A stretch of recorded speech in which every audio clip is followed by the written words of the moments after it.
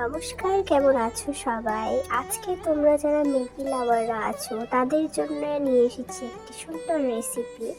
তো আমি আজকে ম্যাগি বানাবো। তো ফার্স্টেই কড়াইতে তেল দিয়ে তার মধ্যে পেঁয়াজ, টমেটো, কাঁচা লঙ্কা দিয়ে সুন্দর করে ভেজে নিয়ে তাতে একে একে হলুদ গুঁড়ো, মরিচের গুঁড়ো দেবো। তারপর দেবো স্বাদ মতো নুন, আর ম্যাগির যে টেস্ট মেকারটা আছে ওটা দিয়ে দেবো।